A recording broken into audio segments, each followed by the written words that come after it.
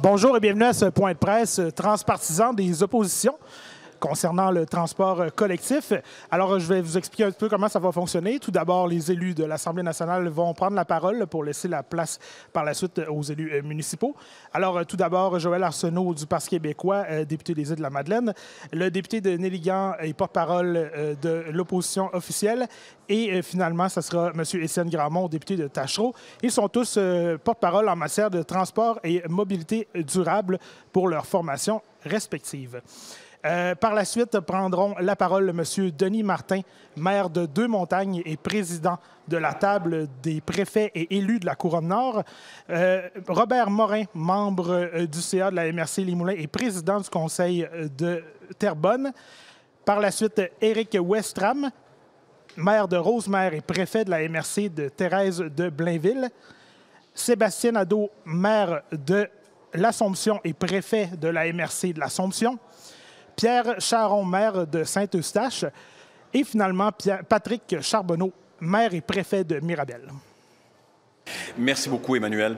Alors, bonjour à tous et bienvenue à ce point de presse. Je remercie tout d'abord mes collègues porte-parole en matière de transport au Parti libéral du Québec, Monsef Desrages, également porte-parole en matière de transport pour Québec solidaire, Étienne Grandmont. Merci d'être là et de vous joindre à nous pour ce point de presse. On est heureux d'accueillir également les élus de Deux-Montagnes, Saint-Eustache, Mirabel, Rosemère, Blainville, Terrebonne et l'Assomption pour mettre de l'avant un enjeu socio-économique d'importance. En fait, probablement le plus urgent parce qu'il est le plus structurant dans la Couronne-Nord de Montréal. On parle ici du transport collectif. Ce n'est pas un hasard si on a choisi de consacrer aujourd'hui la deuxième journée de la session parlementaire, de cette rentrée, à ce qui touche quotidiennement les citoyens et les entreprises de la Couronne-Nord, c'est-à-dire la préoccupation en regard du transport collectif. L'image d'aujourd'hui, vous le voyez, elle est forte. Nous faisons front commun pour que le gouvernement nous entende parce que, manifestement, la CAQ n'écoute pas actuellement le mécontentement, l'insatisfaction et la grogne de toute la population de la Couronne-Nord de Montréal et ne prend pas la mesure de l'enjeu actuel, des contraintes qu'on impose à toute une population et au tissu socio-économique de la région. L'image est forte aussi parce que tout le monde était aussi ici à l'Assemblée nationale quand on a entendu plus tôt la ministre dire qu'on n'a plus d'argent, qu'on a eu un déficit de 11 milliards de dollars au dernier budget, qu'on a payé pour les écoles, les hôpitaux, les routes, alors on ne peut pas mettre une infinité d'argent, dit-elle, dans le transport collectif. Évidemment, on parle de ce même gouvernement qui est prêt à mettre des milliards de dollars dans un lien autoroutier dont on n'a pas besoin ici à Québec au nom de la sécurité économique. Mais on ne fera pas les gestes nécessaires pour soutenir le transport collectif dans l'ensemble du territoire québécois. On parle donc d'un gouvernement qui ne mesure pas les conséquences de l'inaction actuelle et ne mesure pas les conséquences actuelles qui ne sont pas hypothétiques. Le fait d'avoir tout mis les projets sur pause ou à peu près pour la région de la Couronne-Nord en particulier. Alors nous, ce qu'on demande, c'est que le gouvernement s'engage dans la Couronne-Nord à développer un minimum d'intérêt pour le transport collectif, qu'il ait un once de leadership pour offrir un plan, pour que des projets se réalisent, pour qu'on ne perde pas non plus des projets d'investissement d'entreprises dans toute la région, puis pour pas que les gens continuent de passer des heures et des heures dans leur voiture parce qu'ils n'ont pas d'autres options. Les conséquences sont donc réelles. Je termine en disant que c'est pas normal que des entreprises doivent créer leur propre service de navette pour pouvoir garder leurs employés puis opérer. C'est pas normal qu'on passe plus de temps dans le transport collectif dans la Couronne-Nord de Montréal qu'en auto pour aller au centre-ville. C'est pas normal qu'on puisse pas sortir de la ville, dans la ville, le soir parce que le train ou le service de transport collectif termine en début de soirée. C'est pas normal qu'on envisage aujourd'hui, là, réellement, l'abolition des lignes de train de banlieue, notamment dans la Couronne-Nord de Montréal. C'est pas normal qu'on fasse preuve d'une absence totale de cohérence, ne reconnaissant pas que le transport collectif, c'est un élément essentiel pour le développement socio-économique, pour générer des investissements dans nos régions et particulièrement dans la couronne nord de Montréal. C'est pas normal qu'on freine le développement économique, l'attractivité des villes auxquelles on demande une densification, un effort d'attractivité.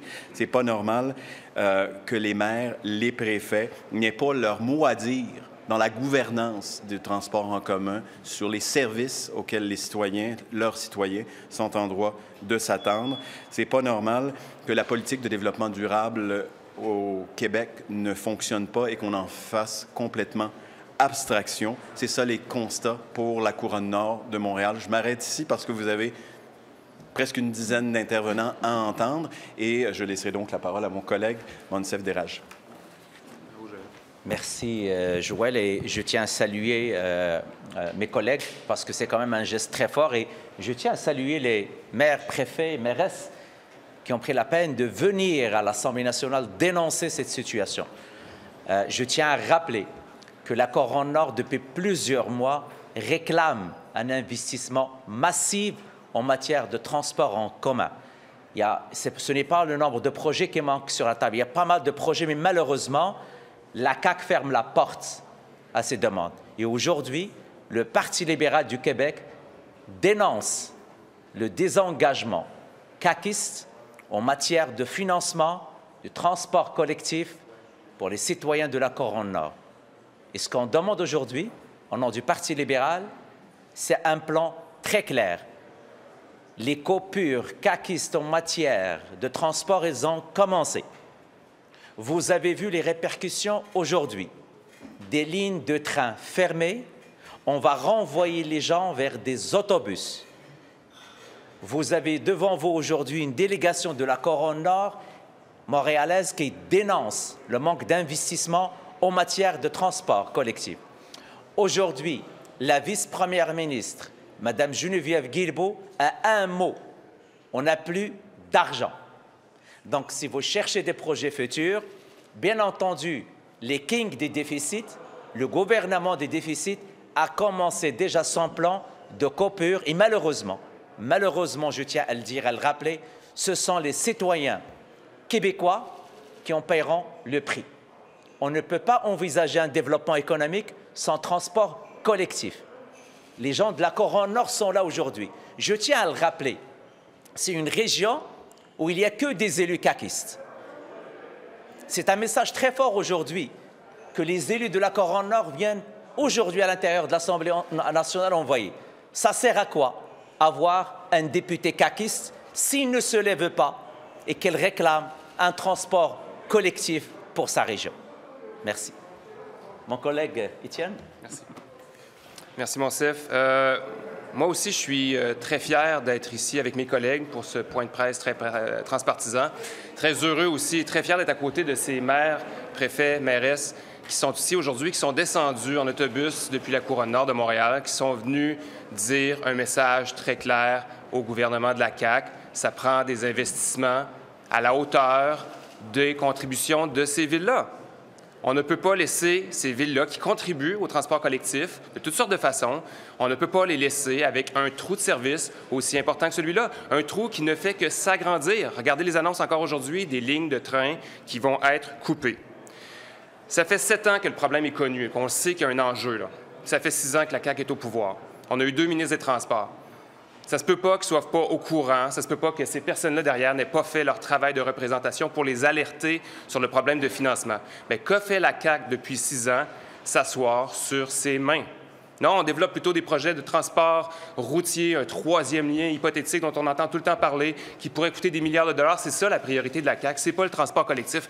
Mais ce que les gens de la couronne nord de Montréal veulent, là, c'est du transport en commun. Et c'est ça que ces personnes-là sont venues dire ici aujourd'hui.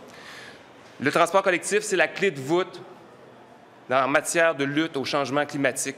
On en a absolument besoin. C'est oui un instrument de développement économique, c'est oui un instrument de développement social et c'est aussi un enjeu, c'est un outil pour travailler sur les enjeux environnementaux de notre époque. Alors, je le répète, extrêmement fier d'être avec ces personnes-là pour faire front commun face à une ministre des Transports qui, pour l'instant, fait la sourde oreille. Merci.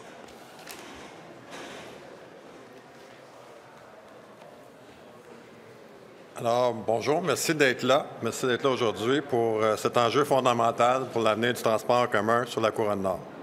Avant de débuter, je tiens à remercier M. Arsenault, M. Monsef et M. Grandmont d'être ici présents avec nous dans cette tribune non politique, non partisane, mais on a un message très important à passer. Je suis accompagné aussi aujourd'hui de représentants des 5 MRC qui forment la Couronne-Nord, la MRC Thérèse de Blainville, la Ville de Mirabel, la MRC Deux-Montagnes, la MRC Les Moulins et la MRC L'Assomption. Avant de débuter, je vais vous faire une petite anecdote. Il y a 10 ans, en 2014, j'ai fait le même trajet en autobus jaune. Je suis venu ici en autobus jaune pour demander aussi des investissements en transport en commun pour la Couronne-Nord, pour nos citoyens. Aujourd'hui, 10 ans plus tard, je fais le même trajet encore avec des maires un petit peu différents, mais avec la même cause. Il n'y a eu aucun investissement et la population a cru d'environ 10 Ça cause des problèmes. Ensemble, on représente 625 000 citoyens et citoyennes et nous parlons tous de la même voix. Notre message est très simple. Nous avons assez attendu. Puis quand on parle de transport en commun, on parle en réalité d'économie, on parle d'environnement et on parle de la qualité de vie des familles et dans nos communautés. Depuis trop longtemps, nos citoyens et nos entreprises subissent les conséquences directes du déficit d'investissement en transport en commun sur la Couronne-Nord. Chaque matin, des milliers de familles perdent de précieuses heures coincées dans le trafic. Des jeunes sont contraints de refuser des opportunités d'emploi ou de renoncer à s'inscrire à certains établissements de la métropole en raison de l'absence de transport en commun. Nos aînés restent isolés, incapables de se déplacer de manière autonome et efficace. La Couronne-Nord représente une part croissante de la population de la région métropolitaine et pourtant, elle ne représente pas une part croissante des investissements.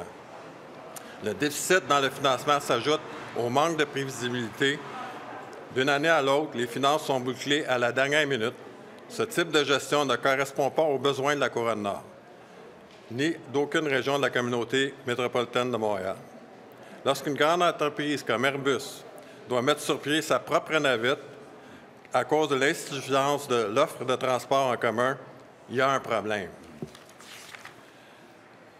Mme Christine Fréchette, notre nouvelle ministre de l'Économie, doit s'inquiéter des conséquences. Il est impensable que des projets d'envergure situés dans nos parcs industriels notamment, simplement parce que les infrastructures ne sont pas là, mais les investissements tardent. Les citoyens de la Couronne-Nord, de même que nos entreprises, méritent beaucoup mieux. Nos demandes sont simples, un financement stable et prévisible pour le transport en commun et une révision de la gouvernance des transports en commun dans le but de bonifier de manière substantielle et durable l'offre pour nos citoyens et citoyennes. Nous demandons officiellement une rencontre dès aujourd'hui avec la vice-première ministre et ministre des Transports et de la Mobilité, Mme Geneviève Guilbeault, pour discuter de ces enjeux vitaux. Nous sommes disponibles, nous sommes prêts à collaborer et à offrir des solutions concrètes, mais des actions immédiates sont nécessaires. Merci.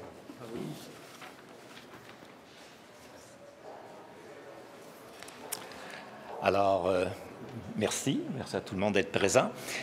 Je représente ici la MRC des Moulins, les villes de Terrebonne et de Mascouche. Il faut que vous sachiez, est important que vous sachiez que les villes de Terrebonne et de Mascouche contribuent déjà actuellement pour une somme de près de 17 millions de dollars au transport en commun. Pour quel résultat? Un train de banlieue, le fameux train de l'Est, qui est complètement en déclin, dont l'achalandage est à 20 % de ce qu'il était auparavant. Pourquoi? Le REM s'est accaparé le tunnel Mont-Royal. Le transport, maintenant, la durée du trajet pour se rendre au centre-ville est maintenant de 1h30 et plus. Le résultat pratique de ça, c'est que les usagers se sont tournés vers leur automobile, encombrant davantage le réseau routier et autoroutier de la Rive-Nord. Pourtant, ces enjeux-là avaient été adressés déjà dans un grand forum sur la mobilité qui s'est tenu il y a 2 ans et auquel le gouvernement participait. Et actuellement, pour compléter le tableau, le noircir davantage si c'est possible, la facture de 2025 qui s'en vient augmentera de 11 millions de dollars, en plus du 15 millions qu'on verse déjà actuellement, 11 millions de plus, que ce soit en contribution des villes ou en contribution des automobilistes par le biais de la taxe sur l'immatriculation. Et est-ce qu'on aura un service amélioré pour tout ça? La réponse est déjà écrite dans le ciel, non. Ça va encore diminuer. On parle même d'abolition maintenant du train de banlieue, le train de l'Est. Et donc, il est absolument important. Nous avons besoin de l'implication du gouvernement pour offrir des solutions durables, efficaces et adaptées aux besoins de notre population qui est en constante croissance. Soyez assurés que le transport en commun sera au cœur des enjeux de la prochaine campagne électorale partielle qui se tiendra à Terrebonne. Merci.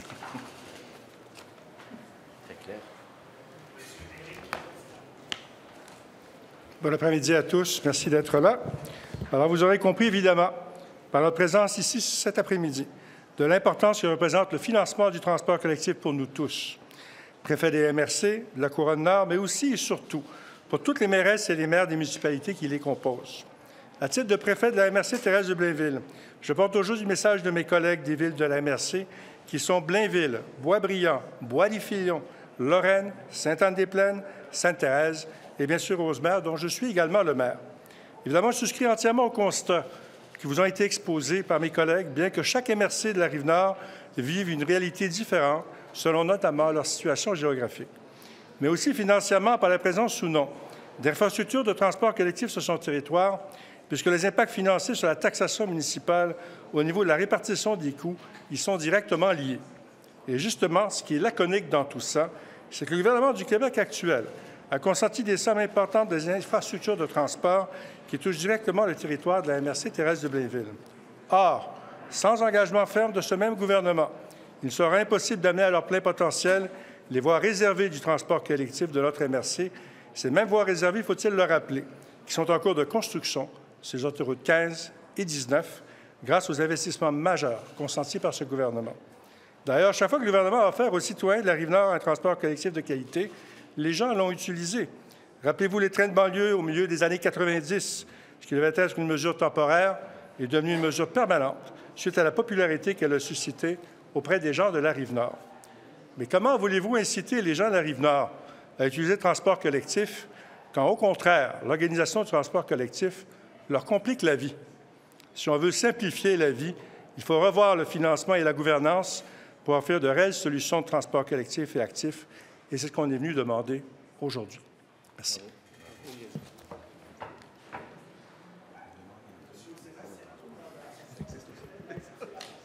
Alors, bonjour à tous. Merci de votre présence. Merci à tous les gens qui appuient notre démarche aujourd'hui. Vous savez, ça fait maintenant 7 ans que je représente des citoyens de la MRC de l'Assomption. Et le constat qu'on peut faire, c'est que c'est très difficile de s'y retrouver en transport en commun, à savoir qui est vraiment responsable.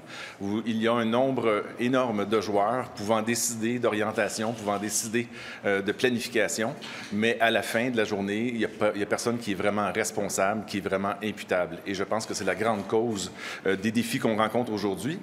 Et qu'à la fin, à chaque année, on se retrouve à négocier avec le gouvernement pour balancer des déficits plutôt que de planifier l'avenir. Alors, nous, ce qu'on sollicite aujourd'hui, c'est une activité qui est non partisane. Ce qu'on souhaite aujourd'hui, c'est se mobiliser tous et chacun pour venir planifier à long terme, avoir une vision à long terme. Où serons-nous en 2030? Où serons-nous en 2040? Vous savez, les municipalités ont le devoir de planifier le territoire. L'aménagement du territoire, le devoir de protéger les milieux humides, le devoir de protéger les terres agricoles, les milieux naturels. Et sans planifier le transport en commun, il est très difficile de planifier nos territoires.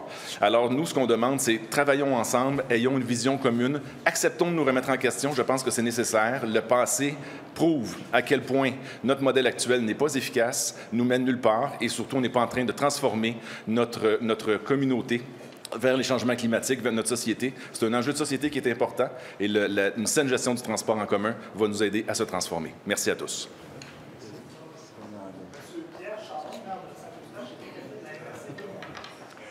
Alors, bonjour tout le monde. Merci aux députés d'être là, mes collègues. Je profite aussi, la dame qui est avec nous, c'est Lisa Poulain, mairesse de Blainville.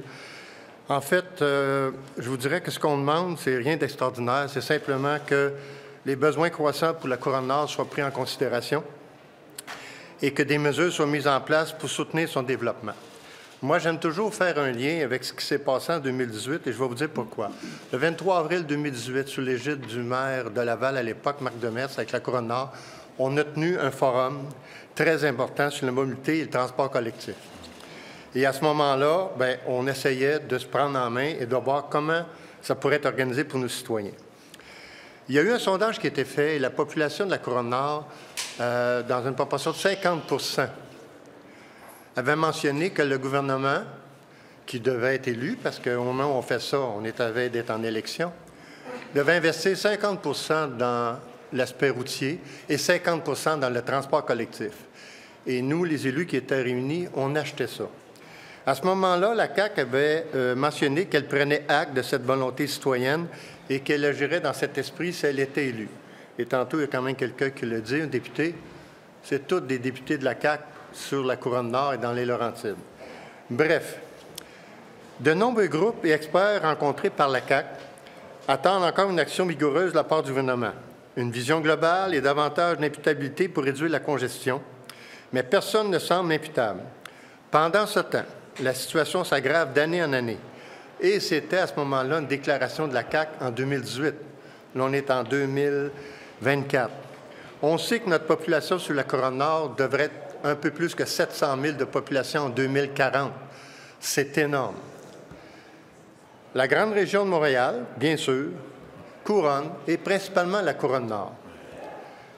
On se doit de bénéficier d'investissements importants en matière de développement routier et de transport collectif. Il y a eu 20 solutions. Et là, ici, le plan de décongestion, il est disponible sur le site de la CAQ. La dernière page, il y a comme 20 petits blocs. Le premier bloc, investissement accru en transport collectif pour la Couronne Nord. Où sommes-nous? Nous sommes bouche bée. Alors, merci de votre attention. Le dernier intervenant, M. Patrick Charbonneau, maire et préfet de Mirabel. Alors, bonjour. Écoutez, pour conclure, là, je sais que c'est long, mais je vais essayer de faire ça quand même vite. On va y aller d'un exemple. Dans le fond, on a vu que le gouvernement, dernièrement, a investi plus de 400 millions dans une des fiertés que l'on a au Québec, le A220. Malheureusement, à moins que je me trompe, c'est qu'un avion ou un aéronef, ça ne peut pas être construit ou entretenu par télétravail. Donc, on a vraiment besoin d'employés sur le terrain. On fait face à une pénurie de main-d'œuvre, on compétitionne contre l'international et sans le transport en commun, on devient moins attractif puis on fait un frein à notre développement économique. Plus loin que ça, nos étudiants qui étudient, les étudiants, ça étudie toujours, bien sûr, mais ce que je veux dire, c'est que quand on cherche à avoir des étudiants qui viennent faire des stages dans notre site aéroportuaire à Mirabel, leur alternative, c'est le transport en commun. Ben non, il n'y en a pas. C'est pas normal à ce moment-là que les villes se doivent d'investir avec le privé pour être capables de desservir en transport en commun nous-mêmes afin de redonner cette attractivité-là. Pour faire fleurir nos industries dans lesquelles on investit, il faut absolument trouver un moyen d'amener nos jardiniers à bon port. Et c'est ce qu'on demande afin de continuer à faire prospérer le Québec, afin de faire prospérer notre Couronne Nord. Merci. On va être prêt pour la période de questions. On va demander une question, une sous-question par journaliste sur le sujet du jour, s'il vous plaît. Bonjour à vous tous. Peut-être une première question pour le ou les élus de la Couronne Nord qui voudront bien répondre à la question, parce qu'on comprend vos demandes aujourd'hui. Vous voulez plus d'argent, de la prévisibilité.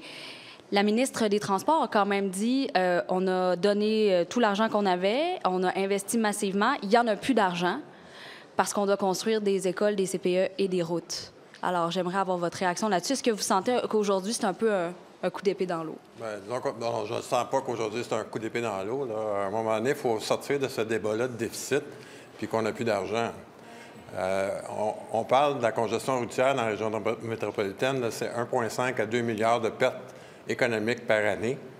Donc, ça fait 10 ans. Je parlais de mon autobus jaune tantôt. On est rendu à presque 20 milliards de pertes économiques dans la région. Donc, à un moment donné, il y a un calcul qui doit se faire, puis on doit s'asseoir sérieusement et discuter des bienfaits du transport en commun. C'est un investissement et non une dépense. Donc, j'invite la ministre à venir nous rencontrer, puis on a des solutions à travailler avec elle pour nos citoyens de la Couronne Nord. Donc, on en est là aujourd'hui. On a eu beaucoup de discussions à l'interne. On a des fins de non-recevoir. Et pour nous, c'est un enjeu très important pour la Couronne-Nord. Merci. Peut-être une question pour M. Morin. Je pense que c'est ça votre nom, M. Morin. Vous pouvez vous avancer au micro. Vous avez dit que ça va devenir un enjeu important pour l'élection partielle. Est-ce que c'est un message que vous envoyez aux citoyens de Terrebonne? Considérez ça lorsque vous allez voter, puis peut-être pas renvoyer quelqu'un de la CAQ à l'Assemblée nationale? Je n'irai pas jusque-là. Les citoyens sont en mesure de faire leur propre opinion, mais c'est clairement un enjeu qui va devenir important dans le cadre de cette élection partielle-là. Bien, dans le sens où on va demander à tous les partis de se commettre sur le transport en commun de façon à ce qu'on ait, à quelque part, une orientation là, qui nous permette de croire qu'on va tenter de régler à tout le moins cette grave problématique-là là, de transport en commun absolument inefficace et absent pratiquement sur la Couronne-Nord. Rapidement, là, je sais qu'il y a beaucoup de monde, désolé. Est-ce que je comprends que vous, les élus de la Couronne-Nord, vous vous sentez mal représentés à l'Assemblée nationale? Pas mal représentés. Ils font leur travail avec les moyens qu'ils ont. Mais, comme soulignait mon collègue tantôt, il faut sortir du débat pas d'argent pour s'asseoir et discuter des véritables enjeux et des solutions qu'on serait prête à mettre en commun pour régler cette problématique-là. Merci. Bonjour à tous. Thomas Laberge pour la presse canadienne. Je vais poursuivre sur les excellentes questions de ma collègue. Vous avez dit que c'était une activité non partisane. Par contre, il manque un parti qui serait représenté, c'est celui de la Coalition Avenir Québec. Est-ce que vous avez demandé à vos élus locaux d'être présents aujourd'hui pour ajouter du poids à votre voix, à votre demande? On a des rencontres assez fréquentes là, pour différents dossiers avec nos élus locaux. On a eu beaucoup de discussions sur le transport en commun. On a beaucoup de fins de non-recevoir là-dessus. Donc, on doit amener le débat à un niveau différent. Donc, effectivement, on a eu ces débats-là. Et on a une fin de non-recevoir. Et la population ne peut pas se permettre cette réponse-là. Et comme disait mon collègue Pierre Charon, c'était dans les engagements électoraux de la CAQ en 2018 et ça l'a plu à notre population. Et présentement, on n'a pas d'action concrète et on demande des actions concrètes. Donc, on est rendu à cette étape-ci. On comprend qu'ils ne voulaient pas être présents avec vous aujourd'hui, les députés locaux. Bien, nous, on a demandé une rencontre avec Mme Guilbeault. On n'a pas pu l'avoir. Et au niveau des députés de la CAQ, bien, nous, on aimerait éventuellement avoir cette rencontre le plus tôt possible pour qu'on puisse discuter des solutions et des problématiques chez nous. Une dernière question, Thomas. En ce moment, la ministre Guilbeault, on commence l'étude du projet de loi pour Mobilité Infra Québec qui a pour objectif notamment d'accélérer la construction de transports en commun. Est-ce que vous trouvez qu'avec cette nouvelle agence-là que veut créer le gouvernement, on est un peu en train de manquer la cible? Parce que vous, ce que vous semblez dire, c'est que vous manquez d'argent. On n'est pas en train de dire que ça prend une nouvelle structure bureaucratique. C'est deux dossiers séparés. Mobilité Infra est en charge, si on veut, de la construction, une rapidité de la construction, un peu comme l'a fait la CDPQ Infra au niveau du REM, au niveau de la demande ou de l'offre de transport collectif, et aussi les investissements qu'on doit faire au niveau de la Couronne-Nord. Surtout en transport Est-Ouest, on est mal desservi de ce côté-là. À ce moment-là, c'est deux dossiers vraiment séparés. Fait que là, je ne pense pas qu'on rate la cible là, avec notre rencontre d'aujourd'hui ou avec notre présence aujourd'hui. Je vraiment raté sa cible, mais je comprends votre réponse. Merci beaucoup. Juste un petit... Monsieur Nadeau veut... Peut-être juste une petite précision. On n'est pas ici pour demander de l'argent aujourd'hui. Ce qu'on se dit, je vais vous donner un exemple. En 2010, c'est plus de 800 millions de dollars qui ont été investis dans le train de Mascouche. Quelques années plus tard, l'implantation du train s'est bien passée. L'achalandage est en croissance. Quelques années plus tard, un nouveau joueur, CDPQ Infra, débarque avec un projet de REM et dit dorénavant, le tunnel Mont-Royal ne sera pas utilisé pour les résidents de la MRC des Moulins et la MRC de l'Assomption. Ce que ça a généré, c'est qu'il y a une énorme baisse d'achalandage qui est passée d'environ de 70 à 22 % Aujourd'hui, on se retrouve avec une infrastructure, le train de banlieue de Mascouche, qu'on remet en question, avec raison, je crois, mais qui est déficitaire et qui contribue au déficit Ça, c'est des décisions qui font qu'on manque d'argent. Alors, nous, ce qu'on veut travailler, c'est en amont. C'est de dire, regardez, peut-être qu'il y a une façon de planifier le transport en commun. L'avenir du transport en commun actuel n'est pas adéquat, ne fonctionne pas. S'il vous plaît, remettons-nous en question, replanifions les choses et travaillons mieux avec la même argent. On peut obtenir davantage de résultats avec les mêmes dollars. Pas besoin d'en dépenser plus. Faisons mieux. Étienne Fortin-Gauthier avec Nouveau Info. Bien, vous pouvez rester au pupitre, en fait. Vous êtes dans des circonscriptions où, justement, on a voté massivement pour la CAQ. Là, vous voyez qu'en matière de transport en commun, il n'y a à peu près rien eu. C'est ce que vous dénoncez. Est-ce que vous avez l'impression d'être pris pour acquis, justement? Est-ce que la CAQ se dit on ne peut pas perdre dans ces régions-là, donc tant pis si on ne leur donne pas leur projet? Vous allez me permettre une certaine prudence dans cette réponse-là. Moi, ce que je perçois, c'est qu'il y a une ligne de parti, qu'il y a la ministre Guilbeault qui défend une position, qui, je pense, a une vision très métropolitaine de l'ensemble de la CMM, qui voit le transport en commun comme un tout. Nous, ici, on est aujourd'hui devant vous au nom des citoyens de la Couronne-Nord.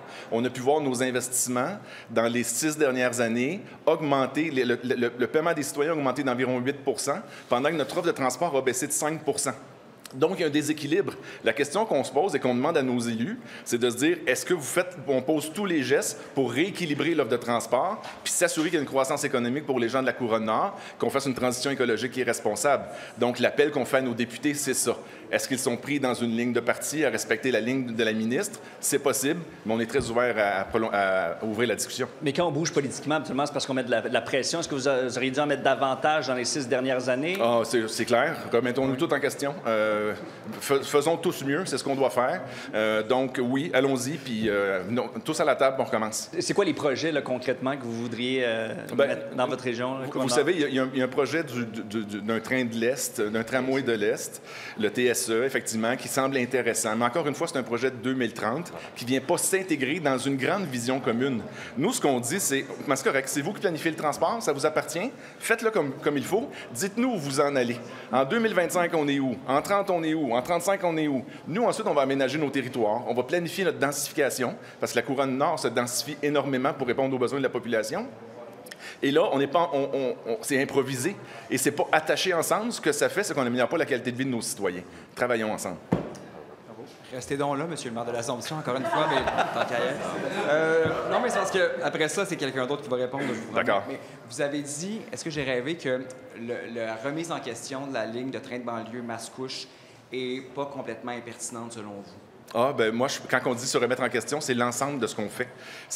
Regardez, on a un modèle qui est déficitaire, on a un modèle qui ne fonctionne pas, on n'améliore pas notre service, ça nous coûte de plus en plus cher. Soyons des bons gestionnaires, remettons tout en question. Mais identifions l'ensemble des organismes qui gèrent le transport, la gouvernance, remettons tout en question, voyons à long terme, puis planifions beaucoup mieux. Mais est-ce que les autobus plutôt qu'un train de banlieue à Mascouche, c'est une bonne idée? Je suis ouvert à tout. On est ouvert à tout. Remettons tout en question. Ça ne fonctionne pas, c'est déficitaire. À tous les années, on vient ici pour demander de l'argent. La ministre dit, vous demandez toujours de l'argent. Non, on veut juste gérer mieux, tout simplement. Parfait. Maintenant, le maire de Mirabel. J'aurais une question, M. Papillon. Oui, parfait. Par rapport à Airbus, on posait la question à Mme Guilbeault tantôt qui disait, bien, au contraire, c'est une bonne idée, puis elle accueillait ça favorablement, que des entreprises privées contribuent financièrement au développement du transport en commun. Vous dites c'est vraiment pas normal, c'est pas une bonne idée. Est-ce que c'est si grave que ça, si Airbus contribue financièrement à développer des navettes, par exemple? Bien, moi, je pense que quand on investit des sommes pour faire du développement économique, il faut au moins s'assurer du succès en bout de ligne. Quand c'est rendu que c'est l'entreprise privée qui se doit d'assurer ce succès-là, je pense qu'on a un gros problème. Moi, quand j'investis à quelque part, bien, je m'assure justement que je vais avoir des retombées, puis je m'assure que ça va fonctionner. Dans un cas comme ça, on peut vraiment se questionner. Une chance à ce moment-là qu'on a eu l'industrie privée qui a voulu justement devenir de plus en plus attractif, parce que la pénurie de main-d'œuvre, elle est partout, elle est aussi en aéronautique. Il faut absolument se donner les moyens de nos ambitions pour être capable de les conserver. Mais plus loin que ça, je l'ai mentionné tantôt, la relève. Quelqu'un qui va faire un stage dans une industrie, c'est quelqu'un qui, généralement, va rester dans un haut pourcentage. On n'est même pas capable de pouvoir les amener chez nous parce qu'ils n'ont pas de voiture. Avec le coût de la vie, c'est impensable pour les étudiants d'avoir des voitures et à ce moment-là, on se rabat sur quelque chose qui est inexistant chez nous, le transport en commun. Merci. Allez-y, M. Arsenault. C'est pour un collègue de Montréal. C'est comme une autre personne que moi. C'est parce que si on accepte la prémisse de la ministre, c'est dire que l'État va se désengager pour laisser aux entreprises le soin de développer du transport collectif. On en est vraiment rendu là, au point où le transport collectif, ça ne fait plus partie de la mission de l'État, alors qu'on est à l'étude d'un projet de loi où la ministre a dit, moi, je veux ramener le contrôle par l'État sur le développement de nouveaux projets, de nouveaux systèmes, et puis ça va être des commandes politiques qui vont être données à la nouvelle agence. Mais quand il est question, par exemple, de mettre en opération des systèmes, des services pour les citoyens, pour les entreprises, pour les territoires, et là, le gouvernement est aux abonnés absents, c'est le silence radio. On refuse de rencontrer les gens qui réclament une rencontre. Pourquoi l'action transpartisane aujourd'hui? Peut-être une notion de vocabulaire, c'est pas non partisan, c'est transpartisan. C'est parce que les maires ici ont une fin de non-recevoir à une demande toute simple. Est-ce qu'on peut s'asseoir à la même table et discuter de la vision, d'un plan et de l'avenir du transport collectif pour notre région? C'est pour ça qu'ils sont ici aujourd'hui. Très rapidement, ma question. La question de mon collègue de Montréal. Là, tu m'as ouvert une porte, par exemple, mais je veux vraiment rentrer dedans. Là, après ça, il faut que je pose ma question de plus. Là, écoute, tu auras tout le temps. Moi, j'ai tout mon après-midi. On parle, dans le fond, d'infrastructure. On l'a vu, là, en 2021, M. Bonnardel avait fait l'annonce des voies réservées pour le transport en commun sur la 15. Malheureusement, ces voies-là sont seulement dans un sens et non pas dans l'autre. L'autre chose, c'est qu'on entend parler à travers les branches qu'il n'y aura même pas d'argent pour aller mettre le transport en commun sur ces voies-là. Le site aéroportuaire est très content parce qu'ils vont l'utiliser pour la navette qu'ils financent. Mais au-delà de ça, on met en place des infras, mais on n'est même pas capable d'arrimer la gestion du transport en commun. Pour moi, c'est un non-sens. Puis tantôt, je vais revenir, j'en profite, j'ai un micro. Tantôt, là, la première question était que Mme Guilbeault mentionnait qu'il n'y avait plus d'argent. Moi, je veux vraiment mettre en lumière, quand on a fait le sommet sur le transport en commun à Drummondville, il y a une chercheuse qui est venue nous montrer quelque chose qui était extraordinaire. On a mentionné que les investissements étaient pour l'électrification des autobus. Donc, toute cette somme-là allait directement de changer un autobus à essence en autobus électrique, alors qu'on obtenait un impact sur les GES de 0,5 %. Si on prend la même somme, mais qu'on bonifie l'autobus à essence, de un, on venait enlever des milliers de voitures sur nos routes et en plus, on avait un effet de 30 % sur les GES. Fait que quand on dit qu'il n'y a pas d'argent, là, je pense qu'il faut juste revoir ses priorités puis arriver à voir plus loin avec une vision commune. L'environnement est important, puis avec ça, on a un bout de solution. On va prendre une dernière en français. On peut revenir plus tard, là, mais... Parfait. C'est que peut-être pour M. Morin... Ah, OK, mais ça va prendre 30 secondes. Mais juste pour M. Morin, est-ce que la question du remplacement possible de la ligne de train de banlieue Mascouche par les autobus, à quel point ça vous semble crédible, réaliste, puis que les citoyens peuvent vraiment s'attendre à ça, selon vous?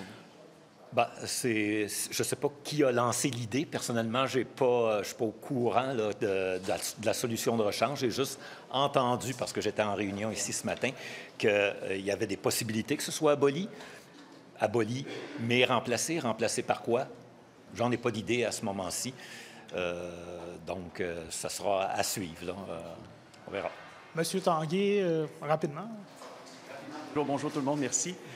Question toute simple. Vous dites que c'est un enjeu qui coûte des sous dans vos régions. Est-ce que vous avez chiffré les pertes économiques engendrées par la mauvaise qualité du service de transport en commun? On en a parlé tantôt. Dans la grande région de Montréal, c'est entre 1,5 milliard et 2 milliards par année. Donc, faites la division. Là, au niveau de la couronne, on n'est pas loin du 7 ou 800 millions par année, facilement. On parle beaucoup du troisième lien. Les amis de l'opposition l'ont souligné également. On est un peu en vase clos à Québec par rapport à ce débat-là. On entend assez peu le son de cloche, la perception d'autres régions par rapport à cette ambition du gouvernement actuel. Comment vous percevez un gouvernement qui dit tout à l'heure « on n'a plus d'argent », mais qui s'entête avec ce projet que plusieurs décrivent comme inutile dans la région? Nous, on peut pas commencer à commenter les projets qui sont partout au Québec. Là. Nous, on a une réalité chez nous, on a des investissements qu'on veut avoir chez nous. C'est pas à nous à décider où ces argents-là vont aller. Là. Donc, on a des investissements à faire chez nous. On est ici, justement, pour avoir de la prévisibilité dans le financement du transport commun à long terme. Puis, on veut faire partie de la solution. Lorsqu'on fait des projets comme le REM, moi, je suis bien placé pour vous le dire, mon train de banlieue coûtait 300 000 à la ville par année. Là, il va coûter 2,9 millions. de plus par année. Donc, la contribution des villes est énorme et il faut s'asseoir puis parler de ces projets-là, puis ça va être quoi les impacts économiques sur l'ensemble de nos villes. Donc, moi, je vous dis qu'on est ici pour ça aujourd'hui, pour passer ce message-là. On va passer en anglais rapidement. Oui. Très, très rapidement. Les premiers qui ont donné une chance et des députés à la CAQ, ce sont les couronnes, ce sont les banlieues. Est-ce qu'aujourd'hui, vous vous sentez abandonné par le parti que vous avez été les premiers à plébisciter?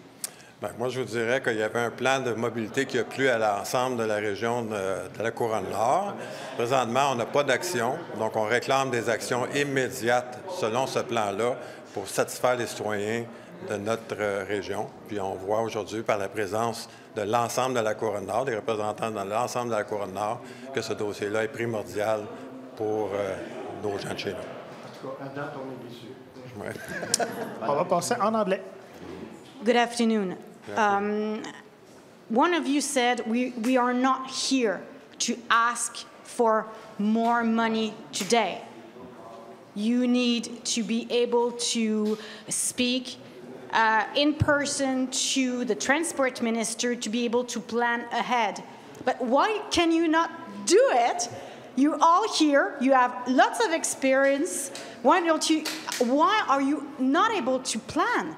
If you don't need more money, you don't need a transport minister to tell you what to do. You are municipalities, proud municipalities. So why are you not planning ahead? Why you need Mrs. Guilbeault to do that? Well, you know, it's a complicated situation. Okay, in 2017, the Quebec government came up with RRTM and put all of our transport companies together. And since then, we have not been able to manage or take care of any of our, we can't manage our own transit system. So now we're stuck in the middle, and we always have to pay. So we receive a bill. I was talking about the REM before. Yes, I'm happy in Deux-Montagnes to have the REM, but they never told me that we're going to have $2.8 million, and that's going to take all of our budget for transportation just for the REM. So that's one example. And other examples is the same thing. Like they go with the Blue Line in Montreal or anything, they don't come up with a cost that will cost to the city. So we're never part of the decision. The decisions come from the top, and we're stuck with the bill. And then they're telling us, manage more your society, and we don't have that power. So you need more money, don't you? It's not only the money. We need to sit, discuss, and plan ahead. So if every year I have to look at the budget and I'm told there's missing $250 million, and how am I going to find it? It's not a way to plan ahead. Now, there was a project that was deposited by RTM that was not accepted by Quebec to plan transportation in the greater region of Montreal, which is also the north, and it was not accepted by Quebec.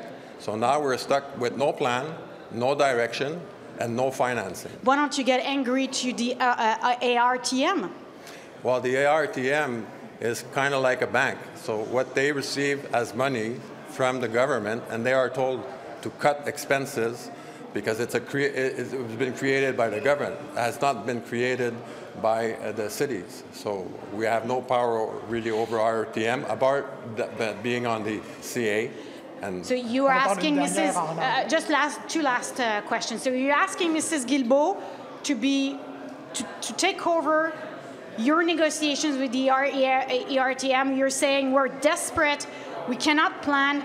Please come in. Well, the RTM is like a bank. So they receive the money from the government, and they receive the money from the city, and they receive the money from the commuters. They receive that money, and they distribute it at different levels depending where the planning is. Okay, so they're not, 100% responsible for this deficit and this meeting that we have today. So we have to have, a true conversation. And the old way of doing things doesn't work anymore. Like Mr. Nadeau was saying, we're ready to open up and look at the old ways of doing things and improve the way things are done. And for the monies, well, I think for me personally, it's too quick what they're asking, $500 million in 1 year to be cut. So we have to go gradually, and we have to do it well. Now, when we're talking about cutting certain train lines, it's a short-term decision to balance the budget next year. But what is the long-term repercussion on that decision? We have to take the time and discuss about it. Okay, and one last question to Mr. Charbonneau. Yep. So in Mirabel, Airbus took the lead. They have a shuttle service. How did you react when you saw that last month? Is it possible to speak in French and just translate on TV with the little band? Okay. Avec le service de navette de Airbus que vous n'avez aucun moyen. Vous ne pouvez pas aider ces entreprises-là. On va rectifier le tir. C'est l'instigateur est ADM, Aéroport de Montréal, qui a investi une très grosse forme justement pour venir être capable de desservir tout son parc industriel à cet endroit-là. Airbus est un des gros contributeurs. La ville de Mirabel est encore un plus gros contributeur. Puis ça faisait des années qu'on l'entendait qu'il y avait une pénurie de main-d'œuvre. Puis quand on va souvent au Air Show, soit à Londres ou encore au Bourget à Paris, puis ce qui revenait le plus, dans le fond, c'était vraiment la pénurie de main-d'œuvre. Fait qu'on le voyait que même internationalement, des compagnies de l'Europe s'interrogeaient sur la disposition de nos actifs au niveau des employés. Donc, de fil en aiguille, on n'a pas eu le choix d'embarquer parce que quand on investit dans un parc industriel, ça a des retombées économiques incroyables pour le Québec. On va...